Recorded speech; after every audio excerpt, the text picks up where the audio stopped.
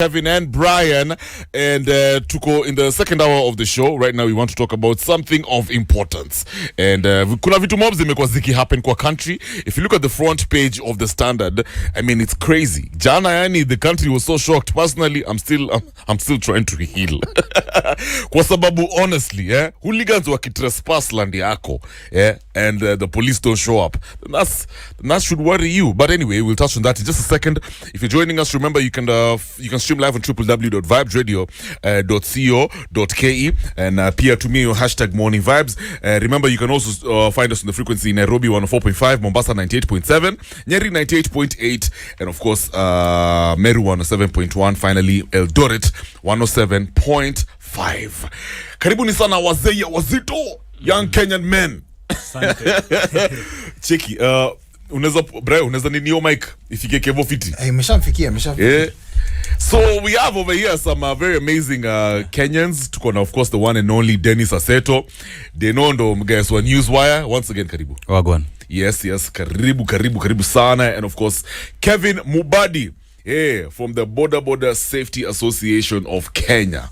And then Kevo. Yes. Leo nataka tuonge story ya the front page of the dailies, impact ya maandamano. Yes. On your industry, one of the most profitable industries in the country. Nyi wase yani mazem na contribute deadly when it comes to the GDP of this country. As a conversation starter, kabla tuanze hii story ya bodaboda industry na vile maandamano imewa impact. The front page of the Standard leo inasema Portrait of Anarchy. I hope uko na gazeti. Portrait of Anarchy. President Ruto condemns impunity, says police operationally independent. As the new leaders blame president for Monday's chaos. IG Koome, concerned over violence, assures country is safe. And then DPP Haji orders IG to investigate planners and financiers of mayhem. Kenya Kwanza leaders claim Azimio sponsored Kenyatta farm attack to win sympathy. Now, ukiangalia hizi maneno na venye generally mapolisi wamehandle maandamano, unadhani wameifanya fiti? Do you think wana handle history ya maandamano poa? Alafu tusalimie kwanza. Kwanza, good morning everyone. Good morning. My name is Kevin Mubadi, the national chairman or president Bodaboda Safety Association of Kenya. Vijana wote wa boda pale walipo na wasalimia sana. And I'm their leader. Mimi ndio nawapatia mwelekeo, naambia twende namna hii tufanye hivi ndio kazi yetu ikuwe fiti. Now looking at this, the picture, it doesn't portray a good image of a country. Ukiangalia vile mambo imeendelea, I think hapa kulikuwa na some laxity of police officers because ukiona miti zimekatwa, vitu zimechomwa. Okay, before hata tuguzie hiyo maneno ya hiyo land, generally the response by the police na maandamano, watu wamekuwa kikimbizana kwa hii town, and not just Nairobi, Kisumu, nini, nasikia kuna watu wameuawa even as far as Maseno, wengine hapa jana. Response imekuaje? Response imekuwa tough, especially juu watu wa boda pia wamekuwa victimized. Kwanza sisi kama watu wa boda tumeumia sana. Unajua hata kama haujakuwa kwa maandamano, lakini ukikutana na askari na uko na pikipiki atakushika tu aseme ulikuwa kwa maandamano. So hiyo imetu affect sisi sana kama watu wa boda. Na ukiangalia on the other side, maybe tutaongelea about the income. Tumeumia because kama hauendeshi hiyo pikipiki, kama haubebi mtu, inamaanisha hakuna kitu nyumbani, hautakula. So it has really affected us. I can imagine. So kabla hata tuonge in terms of numbers na job losses nini, kuna watu pia wameshikwa wamelala ndani, watu wa boda. Now back into the front page of the Standard, Portrait of Anarchy. Yani watu wametrespass, wanaingia kwa hii shamba ya the former president. And apparently they're saying for close to 24 hours police hawakukuwa on site. It's not closed, it's 24 hours. It's actually 24 hours later then they showed up. What goes on through your mind ukiona front page kama ukiona news kama hiyo? News kama hii ni ya kushtua sana. Na sisi kama vijana, this is a worrying trend.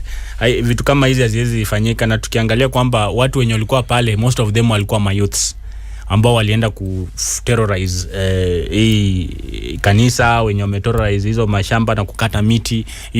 As a country, I think as young people we need to change our mindset. Tukue focus in positive energy. This is a negative energy. Na ukiangalia hakuna kitu yote yenye mwasaidia. Ukiuliza huyo kijana mwenye alienda kukata hizi miti nini, umebenefit nini after umefanya hizo vituko zote? Hakuna. Ni jina yake tu imeharibika, picha zake zimecirculate as a hooligan. So I think this is not the right way to go as a Kenyan. Right, Brian. Yeah, it's super crazy how tumeona place kama ilikuwa Homa Bay. Homa Bay juzi tumeona 2 people sustained gunshots, but one of them was a bodaboda operator. And it's quite sad. Poleni kwa hiyo story imefanyika, though he's recovering. Ni pia really sad. And you contribute to the economy. Karibu walikuwa wanasema tuna make karibu 800 million a day. 800 million a day. Yes. 800 million some good a numbers. day. Na si ati boda wanaliponga 10,000 per day ati per trip. Una get like you're making big wins for this country. Hebu tuambie tu a little bit about how maybe mtu wenyu mmoja akiwa affected hivi, how do you make sure that you gather to make sure that ako sawa? Okay, one, sahi tumeweka bodabodas into groups. Wako na zile self-help groups, wako na circles, zile stage yao, penye wanasimama wako na kiongozi wao. So immediately mtu wetu, any of our members amepata shida, inaanzia pale kwa stage chairman, anaweza update the circle chairman ama the ward chairman kwamba mtu wetu ameumia namna hii. So kama kuna cover tunamsaidia, na kama hana, most of the time we do the contributions. Members wanafanya contribution, wanapeleka mtu hospitali, wanalipa bill. Huwa hatuachi tu mtu wetu wa bodaboda ateseke tu kabisa. Akipata shida lazima tusimame naye, kama ni hospital bill lazima tuhakikishe zimelipwa. Na hiyo channel ya communication inakuanga effective. Mtu akiumia for example hata Vihiga ama Homa Bay ama Nairobi, instant mnapata hiyo alert, mnamshughulikia. It is effective instant. Kwanza kama sisi tuko na WhatsApp group, kama sahi as the national level tuko na WhatsApp group ya all the 47 county chairs. So in case I have something that I want to tell him, natuma tuko group ina spread. Tuko na 8 region kwanza, tuko na sub counties, tuko na counties na tuko na wards na wards pia. So ina depend information nataka kwenda wapi. Kama ni ya sub county, tukiweka group ya sub county, all sub counties zinapata information na kitu ina run. Yeah, kuna Aseta, I would like you to just talk to us a little bit about this. Kumekuwa na the effect of kuna the impact of what the bodaboda operators wanaleta into the country. Now of course pia wameface hiyo impact ya losses per day. Najua uta get back to us a little bit about the losses that you may make. But what do you think about this? Like they are already organized. There are people who are major contributors kwa economy ya nchi. Now of course vitu kama maandamano caused a slowdown to them, and I don't know if unajua unaweza kuwa na support, unaweza kuwa against, but what do you think about generally their contribution? You see, we live in a country where majority of the population is the youth, yeah, but also within your demography, it is the youth as well who are unemployed. So you see, the bodaboda now comes into place to offer job opportunities to the unemployed. So it is a very critical sector in terms of the economy of the country and the GDP in terms, because anasema 800 million a day. You know, this is a sector yenye ni wao wenyewe wamejipanga. You find that some of them wanachukua bodaboda on loan, rates are high, and they still push on to make sure that they have a living out of that. So when there is maandamano, we hope for peaceful maandamano, so that even that maandamano, bodaboda guys can ferry people during that maandamano. But you see, now this is what happens when the maandamano is peaceful. But if it's not peaceful, then bodaboda guys are forced to stay home. That means there is no income for them, but there is no income for the country. Tuongee kidogo about Kibra. Mimi na mabesti wengi sana hapo Ayani, na mabesti wengi sitaki kusema yuko ndani na mabesti wengi sana. And of course you looked at the situation whereby we are now being told that there needs to be a probe on what really happened. Apparently people have been spreading news, hata mimi ilinifikia jana, and actually I mentioned it just to correct it, that the mosque was not burned. The mosque was not burnt. The mosque, it was damaged, but it was not razed down. The church, on the other hand, it was attacked, and even inside the church we could see there was fire inside. Stuff were actually burnt inside the church. It was destroyed. Yes. Na uko kwa ground pale, hebu tuambie what is really going on in Kibra. Kibra sahi as we speak now imejaribu kutulia, but kulikuwa na maishu sana. Hiyo siku ya maandamano, that was on Monday, it was chaotic kuanzia karibu saa 10 usiku mpaka asubuhi. Watu walikuwa tu kukimbizana, kuchoma, kupigana, which is not a good thing at all. So but sasa kumetulia, and we don't know what tomorrow might bring again, because tena kesho ni maandamano. So it is a cycle that is going on, and sisi tunaomba tu vijana wenye wako pale wase wetu wa boda, and I hope vile mlikuwa mnaona mjaona watu wa boda sana wamejitokeza kwa barabara, because me I'm 100% sure kwa katika hiyo masukumano kama watajitokeza wengi na mapikipiki zao mingi zitaharibiwa, wengine watashikwa na polisi, pikipiki zao zitapelekwa. So at least tumejaribu kuwahimiza wasiende na mapikipiki kwa barabara. Ndio. I think on the same, we know how important Bodaboda is to the economy and to this country and to the youth. But you see, it's unfortunate as well that ukiangalia kama what happened at Spectre, even at Northlands, unaona there are some aspects of Bodaboda guys who wanatumika vibaya. You as the national chairperson of Bodaboda Association and Safety, how do you handle this to make sure that your group of people are not seen as the ones who are being misused to fuel hizi shida zenye tuko nazo? You know, as an organization, what we have done for several days zenye zimeisha ni sensitization. Tulikuwa tunaongea na watu wetu, tunawaambia msijihusishe na zile vitu ambazo mnaona inaweza kuvunja sheria. And I think through the talks and sensitization na kuongea na viongozi wao ilifanya hawajajitokeza wengi sana kwa barabara as expected. Kwa maana wao wakitoka wanatoka, lakini the number imekuwa reduced. Wale wenye wamekuwa wakionekana maybe Spectre wapi, those are just few criminals. Because ukiangalia pale pikipiki zilikuwa pale hata zifiki 5. Out of we have 1.6 million across the country. We have almost over 48,000 in Nairobi. So ukiona just 5 motorbikes, pengine hizo ni mtu private bikes tu, mtu alichukua acha mimi niende nifanyie hii alafu nitoroke because I cannot be traced. Utapata pengine haziko registered, pengine haziko na number plate, unaona. So but the real bodaboda riders, wale wenye wana believe this is my job, anaamka asubuhi saa hii ashatoka ako pale kwa barabara na waleta kwa studio mfanye mashow zenyu, that guy is competent na ako shughuli zake. Is it possible that muli communicate kwa members wasijitokeze kwa hii maneno ya maandamano? Tulijaribu kuambia, tuliwa-advise because tukiangalia as a bodaboda rider na pikipiki yako kwa barabara, to be honest utaumia. So sisi tuliambia members wetu usiweke chombo chako cha kazi barabarani. Hata wewe ati mliwakataza kufanya maandamano. Mtu akitaka kwenda kuandamana ni heri yake. Akitaka, unajua ni right ya mtu kuandamana, lakini sisi tuliambia members wetu msipeleke mapikipiki zenyu barabarani. Unajua Karawa akikushika na bike ni hivyo, itakuwa ngumu sana upate bike yako. Kwanza kwa maandamano huwezi ipata. Let me ask you. Kevo, juzi tuliona former prime minister akisema maandamano yote yanafanyika Monday na Thursday. Every Monday na Thursday until serikali wa address hizo demands. Babu Wino pia kaenda akasema kwanza inafaa kukua kila siku. Wewe unaona impact ya hiyo call inaweza kuwa gani kwa industry ya bodaboda? Mimi naweza sema hivi. Unajua sisi kama bodaboda kitu ambacho maybe watu wengi hawajui ni moja, that we live on hand to mouth. Kama leo sijabeba mteja inamaanisha leo mimi sitakula. It is black and white hivyo tu.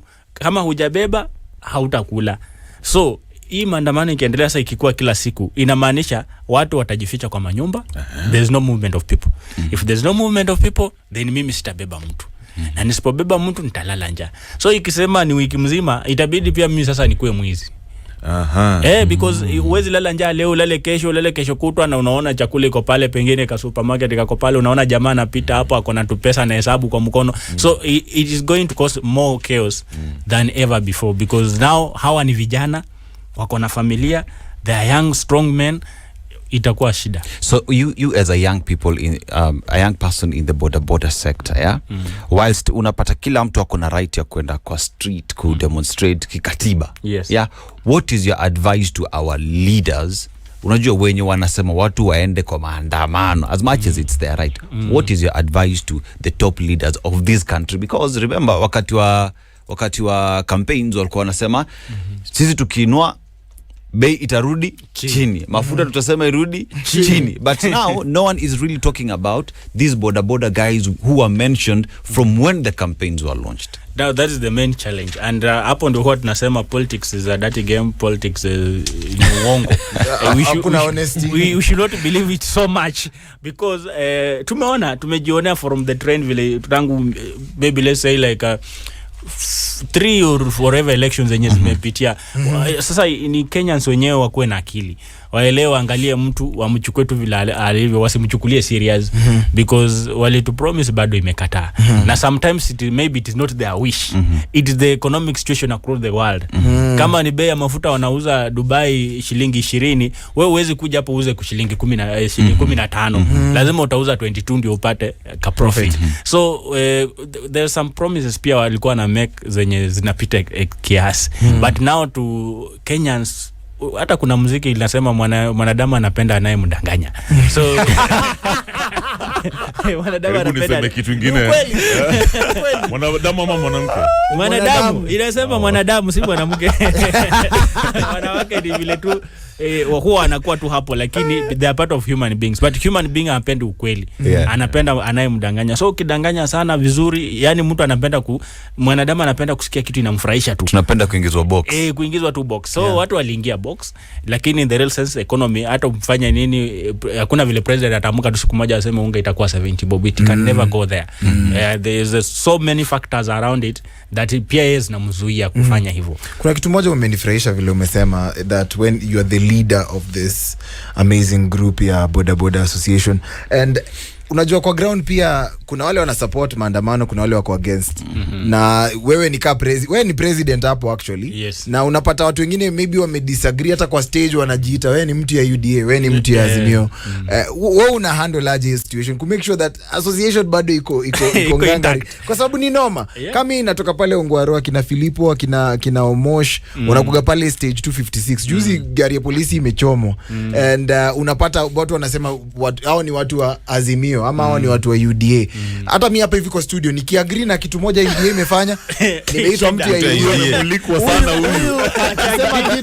Akisema kitu against UDA anamulikwa, anasema ni mtu ya Azimio. Mimi nikisupport Azimio leo, unaona mtu online ameniambia wewe ni mtu wa Azimio, kwenda huko. Na anaambia anaambia Kev wewe ni mtu wa UDA, kwenda huko. So hapo hivyo kwa ground wewe una handle aje watu wako, kwa sababu si rahisi. Na mimi huwa tunasimama sasa tunasema when I call for a meeting, like before tulita mkutano wa viongozi wote Nairobi, tukakaa chini tukaanza kufikiria kama sasa wa Kenya, you know, and we were speaking like now businessmen.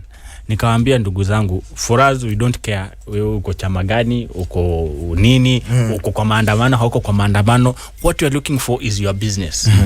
Niliwauliza swali moja, wewe kama kiongozi ama bodaboda rider, ukienda kwa barabara na hiyo pikipiki yako na wakunyang'anya, askari waichukue, nani ataumia after that? Utatoa wapi pesa ya kukula? Utatoa wapi pesa nyingine ya kununua pikipiki nyingine? Ukishikwa upelekwa kotini, upelekwa jela, who will come there to rescue you? Haya, hata kama mtu atakuja, familia yako inaweza kuja kukusaidia. Hiyo pesa yenye wataharibu kukulipia mabonds na nini, singekufanya kitu kingine ya maana. You know, we sit down, listen to each other and understand the path. So mtu anatoka hapa anasema nyewe hata mimi kama ni Azimio ama UDA, but kuna vitu zingine sifai kufanya. It's just about putting sense into people's mind.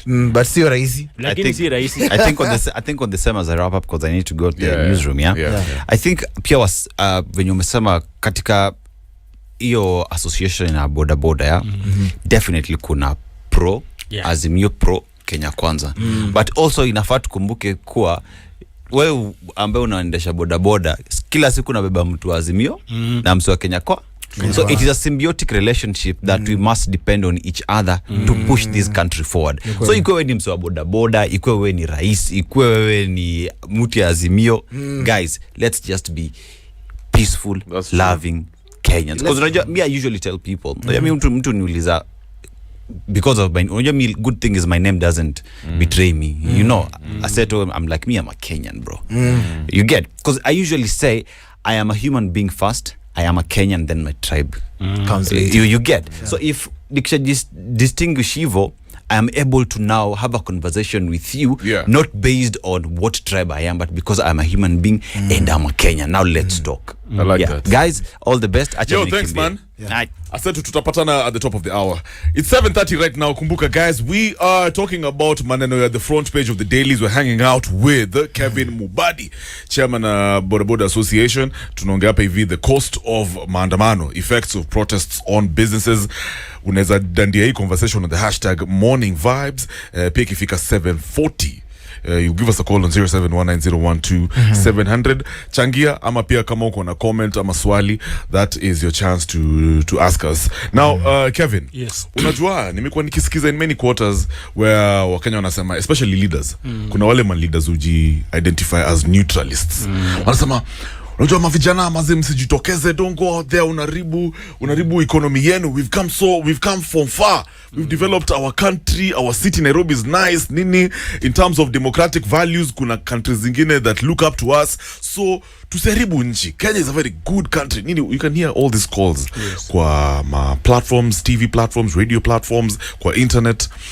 Swali inaweza kuuliza ni mbona inakuanga rahisi sana for politicians to use youth for whatever purpose when it comes to distraction, when it comes to their own political agendas. Mbona mavijana we are so readily available to be used by leaders, so to speak?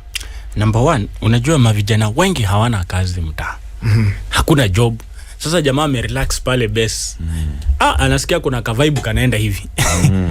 So akikaa anaona mmoja ameenda, wawili kashere, anaamua acha tu niingie. Alafu most of these politicians wanakuanga na handouts. Na unajua hata kuku ukitupia mahindi, hata kama ni moja mbili, uko na gunia mzima, lakini hiyo kuku hautaipatia nusu gunia, utaitupia tu mahindi moja mbili na itajileta yenyewe. Utapata umeikamata na hakuna value imepata kuku yenyewe. Yeah, true. Unaona, unaenda tu kuichinja hivyo hivyo, lakini imekula pengine mahindi mbili peke yake. Uliitupia moja hivyo ikasonga, mbili ikaingia kwa nyumba na ukafunga mlango. So that's how our youths behave. Interesting. Yeah, they think that how wanasiasa they value them, but the reason they don't value them. Wanataka tu wavurute after they have achieved the agenda wanaenda. So but the main reason ni kwamba they are idle. Wewe vile uko hapa ndani at least uko na kawera, unachapa. Unadhani kuna mtu atapita pale apiga kuite, mzee kuja twende, utaenda? Because you have something busy to do at that time. Utamwambia okay, ngoja nitakujoin jioni because sahi niko busy. Na jioni atakuwa amemaliza haja yake, hana haja tena na wewe. So that means you will be very much separated from this guy. Yeah. And it's not something foreign that tumesikia a lot of crime being blamed on bodaboda operators. Kama pale Ongwaro situation ilikuanga very different kwa sababu wengi wao wenye wanadu bodaboda operation pale ni wazaliwa. Unajua mtu kama amezaliwa area fulani, hata umetuambia sahi off air that mtu kama amezaliwa mahali fulani ni ngumu sana amke aende achome kanisa ama aende achome sijui mosque. And naweza penda tu kujua how do you make sure that hizi lawama zenye mnarushiwa you identify the people na mna actually work with the police to make sure that safety iko pale kwa ground. Kwa sababu ukiangalia unapata kuna mtu, mimi naweza kuja ni kuombe bike, nikwambie ni aje Kevo nisaidie bike. Nikisaidia bike mimi naenda operation jioni. Nimefanya operation jioni, asubuhi nimekurudishia bike yako. Wanakuja wanasema ilikuwa KMDE bla bla bla bla bla bla why? Na ukweli ukikuja kwa ground unapata hiyo pikipiki iko kwa ground, wanakuja wanashika Kevin ama wanashika Brian, lakini noma haikuwa ni wewe, ni mtu alikuja akakuomba pikipiki apige maybe squad ya usiku, alafu squad ya mchana ndio wanakuja wanakushika na kwambia wewe si ni KMDE nini why? So you mna make sure aje that hata kukiwa na crackdown ya polisi, either you work with them or against them, how do you make sure that as a leader wewe umeorganize watu wako wana stay away from crime? Na umesema pia kuna unemployment, mtu anaweza kukuitia deal na ukose kukataa. Wewe mna make sure aje that mnasafisha hiyo rada, kwa sababu crime imekuwa blamed sana kwa watu wa bodaboda. Okay, there's a lot of things that happen behind the scenes wenye Wakenya hawezi ona. But in such an incident, because we have proper leadership sahi, watu wamejiregister, kila kitu iko in order. So kama mtu na pia tumeweka good relationship between bodaboda na police. Wale wenye unapata mengine wananyanyaswa ni wachache kuliko before. You know, before ilikuanga tu ni enemies. Bodaboda na polisi ilikuanga enemy. One, either ni njia ya kupata pesa, hongo. Polisi akikushika lazima umdunge ka kitu, ama wewe umeenda ukiendanga. Lakini saa hii kuna that proper channels za kufuata. In case pikipiki yako imeshikwa, utaenda pale, kuna stage chairman wako, kuna ward chairman wako wako pale, sasa hivi wanafanya mikutano na MOCS, so they know each other. So kama ulipatia mtu pikipiki yako na ikaenda akafanyia maovu na akakurudishia na ukashikwa, wewe utaenda tu pale station, bora chairman akuje, mufike pale, unaeleza pikipiki yako hii masaa ilikuwa wapi. Useme bana, mimi nilikuwa nimepatia Kevo pikipiki yangu, ni alikuwa nayo, tuletee Kevo. So utaona wewe umetokelea noma, kwa maana of the good relationship na police. Alafu ile jamaa anaekwa because yeye ndiye alikuwa nayo, si wewe. So those are the some of the negotiation skills yenye tunajaribu kuongea na police, and they are very receptive about this because pia sisi tunawasaidia ku combat the crime. Unajua bodaboda in this country, kitu yenye watu hawajui ni kwamba they are everywhere and their eyes zinashinda hata za CCTV camera because they see everything always 24/7. I believe that Wanaona kila kitu. So we are trying to update the police to bring them to speed. Tunawaambia bana, we are not your enemies, you are not anything, we can work with you. And ukiangalia area moja penye OCS anaoperate, wacha sema tu OCS, pengine unapata police station yake akona maskari 100, but in that area, in that ward, tuko na bodaboda more than 2000. So those are 2000 police officers. Kama huyo OCS ata embrace the bodaboda sector, those are 2000 police officers wako rada, wanaona kila, wao ndio wanabeba watu, wanawatoa stage, wanajua mimi ule jamaa nilibeba alikuwa na bunduki, nilimpeleka mahali fulani. Ule jamaa alikuwa na kamzigo fulani hakakuwa sawa, nilimpeleka mahali fulani. So those are eyes zenye serikali inafaa iangalie, embrace. Hakutakuwa na crime tena if the government can embrace the bodaboda sector vizuri, wafanye kazi pamoja, wasikuwa na wanyanyasa. But your relationship ina improve, huh? Yeah, it has really improved. Mimi nimetoka Kisumu and I can tell you, uonangi makarawa kipatrol. Information yote ni maboda ndo wana one on one. Boda ndo security Kisumu. Let me ask you something, Kevin. Unajua sijui kama unaweza ongea siasa kiasi. Hii maandamano. Do you think it is genuinely about to reduce gharama ya maisha, hali ya maisha? Ama hii ni tu mambo ya politicians kiasi wanataka maneno ya handshake? Is it genuinely about welfare ya mwananchi? Unajua mimi I'm not a politician, and also on the other side hatuwezi jua. Unajua hatuko kwa akili ya Raila. Mimi hata sijui Raila anafikiria nini. Na on the other side pia hatuwezi kuwa 100% sure kama kweli anatetea wananchi ama anajitetea mwenyewe. Na kama pia tunasema pengine anatetea wananchi kwa maana anaongelea bei ya unga, bei ya maisha, nini, that is there. Alafu pia anaweza kuwa anajipigia debe kivyake kwa side yake, ndio tunaona wanataka wakae na president waongee, watakuwa wanaongea juu ya nini? Kama ni kusema bei ya nini si tushaongea, watu washajua iko. Shida iko. Sasa president amesikia, anafaa punguze. That is if it is genuine for that. Lakini pia kama ni yake, unajua pia ni mwanaume, hii Kenya ni kwa haso. Nilikuwa na cheki kwa platform fulani, ulikuwa unasema kama kuna chance ya kumediate between president na former prime minister. Umejitokeza, you are ready to mediate, meaning una support dialogue, si ndio? Hii idea ya dialogue, wakae chini waongee. Kwa hivyo umesema unaweza jitokeza umediate. Mimi I'm a leader na kama kuna sector ngumu sana ku handle Kenya ni bodabodas. 100%. Kama kuna sector ambayo haiwezekani Kenya mzima, hata watu huwa wanashangaa, how do you manage them, how do you reach there, na kila mtu ananyamaza. Hawa ni watu. In fact there's a place tulienda tukafanya mkutano ya bodaboda, mpaka the OCPD kaniuliza, are you sure these are bodaboda people?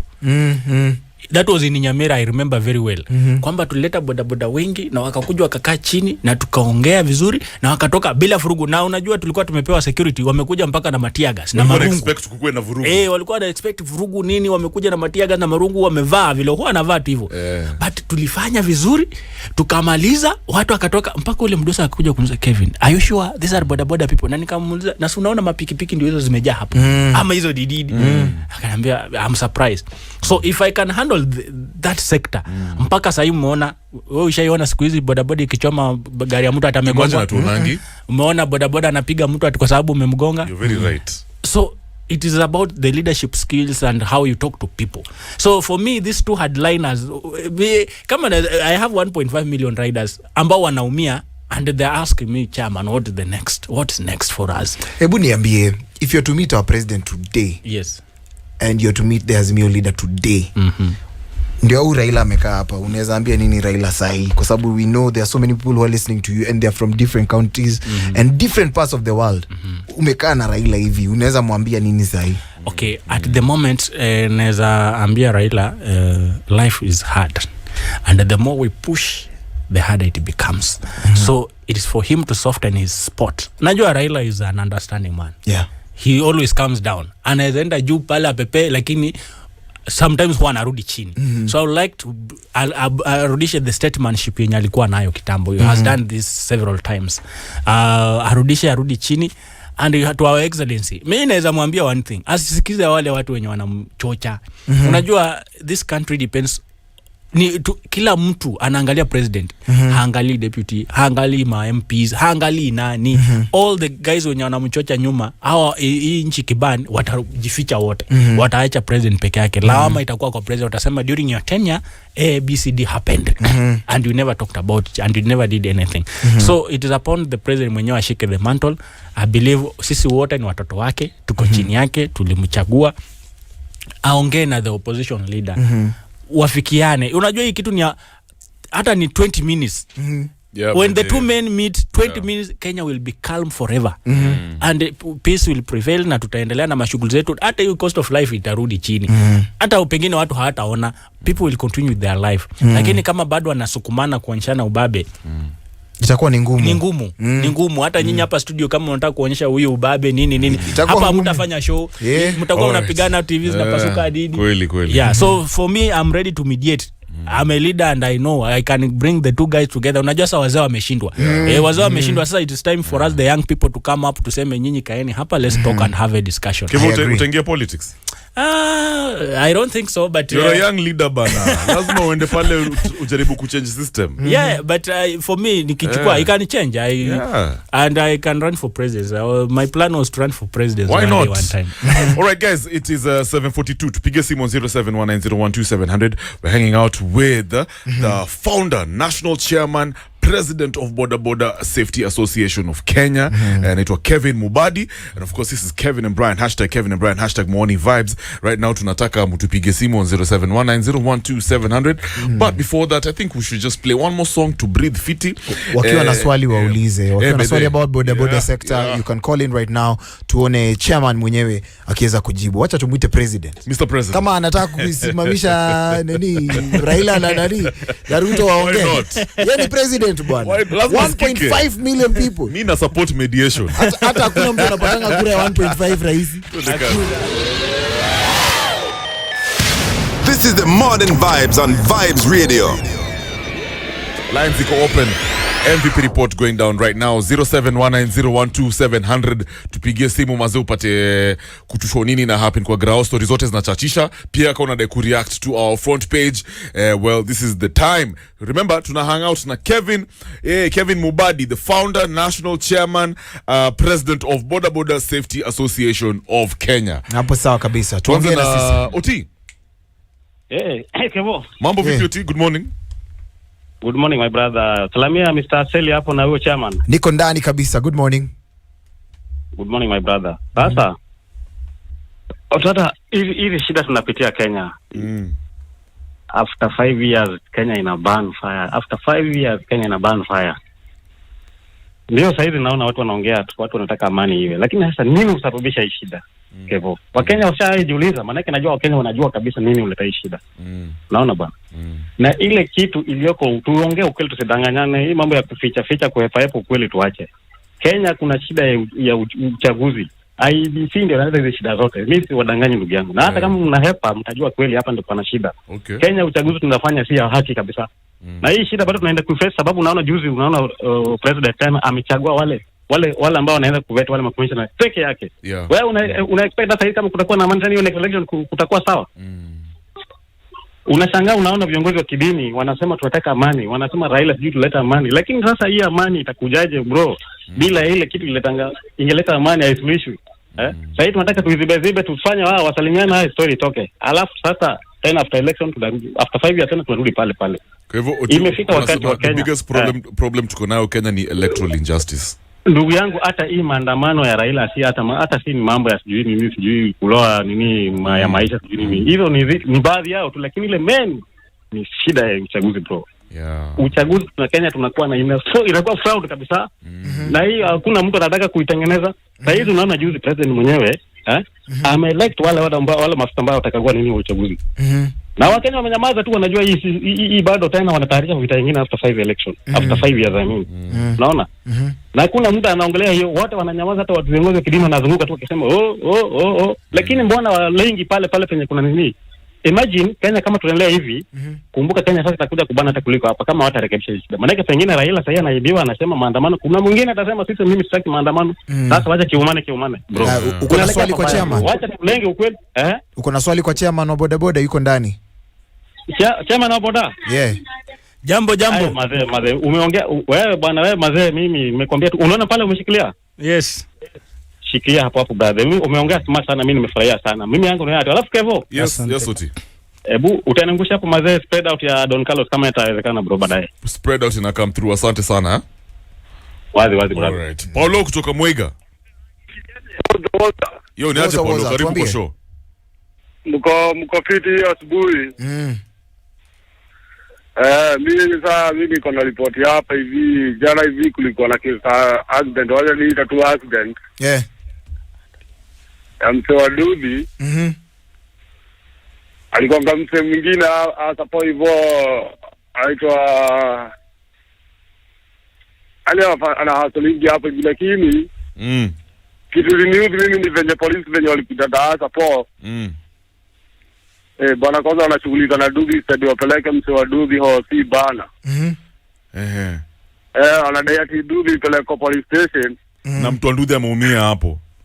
Na msewa Dubi bana anaumia hapa hivi. Na hakuna mtu ati hakuna Dubi nyingine inaweza mpeleka, lakini stadi ndio hiyo gari yao wampeleke. Anaambia anasema ati Dubi kwanza ipeleke police station. Mimi niko nauliza bana, wafanya kazi inafaa, si ati kushughulika na machuma hata po. Mazee zeni bana, pole bana. Asante lakini. Wazi culture kutoka Meru. Oza. Yo ni aje guys? Usienda hapa. Smart. Ingia kwa MVP report, uko na swali ama comment? Kotea Brayo na Kevuyo mwingine hasa po. Tuko ndani. Tuko ndani kabisa.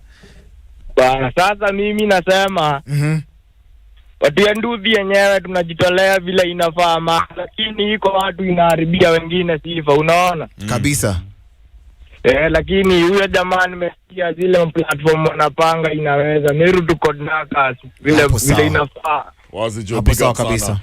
Tuko na Deno kutoka Meru. Kevo. Deno. Vipi Brian, uko fiti? Tuko fiti kabisa. Usharauka mazejo, tuko na hapa hivi chairman wa Bodaboda Safety Association. Tunataka kujua ripoti ya bodaboda hapo kwa grao inaendaje. Alafu unafilaje kuhusu situation ya Kenya saa hii? Situation ya Kenya saa hii mimi naona haiko fiti. Bana rawa aende omba na amezeka venye tu aliambiwa. Si mtu aliuliza kwani huyu mtu atampigia kura lini? Bana huyu mzee ameweka aende utuo. Situation ya bonda ukufui Meru tuko fiti makutano.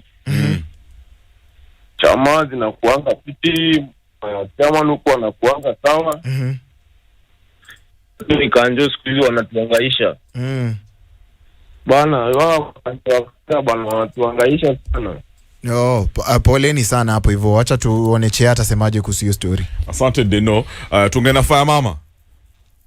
Hey. Good morning fire mama. Good morning to you there in the studio. Asante sana fire mama. Najua mko sawa, nasikia mko sawa. Asante.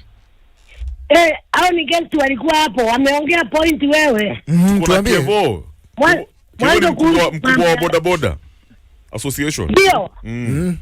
Ako sawa, vile ameongea kama ndivyo wanafanya. Ako sawa, na mimi nilisema wacha kusema baba pia amezeeka.